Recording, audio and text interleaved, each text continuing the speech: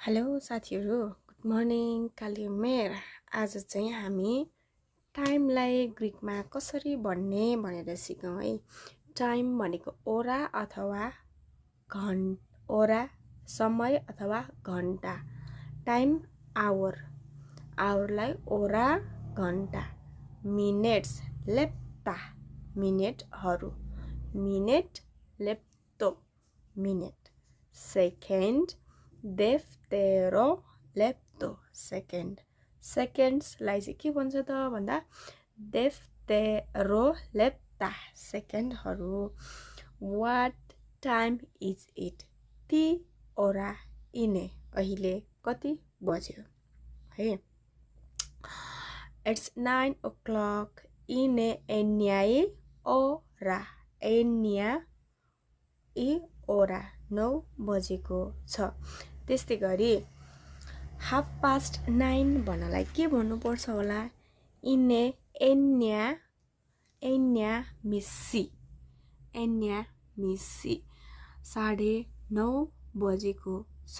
त्यस्तै गरेर 9 बजेर 15 मिनट गयो अथवा 9:15 भयो भन्नलाई के भन्ने भने त इट इज 9:15 भन्नलाई ग्रीकमा इने एन्या तेतार्थो, 9:15 भएको छ अथवा 9 बजेर 15 मिनट गएको छ। त्यस्तै गरेर इट इज 9:45 अथवा 9 बजेर 45 मिनट गयो वा 10 बज्न 15 मिनट बाँकी छ भन्नलाई के भन्ने नि 9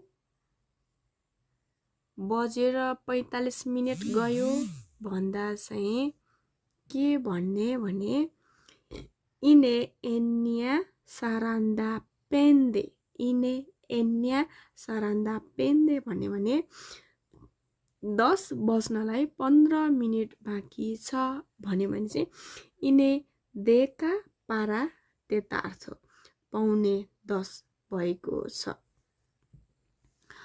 10 बजेर 9 मिनट गयो भन्नलाई के भन्ने इट्स 9 minutes past 10, इङ्ग्लिसमा ग्रीकमा इने देका एन्या लेप्टा, इने देका एन्या लेप्टा, 10 बजेर 9 मिनट गएको छ अथवा भएको छ। त्यस्तै 11 बज्नलाई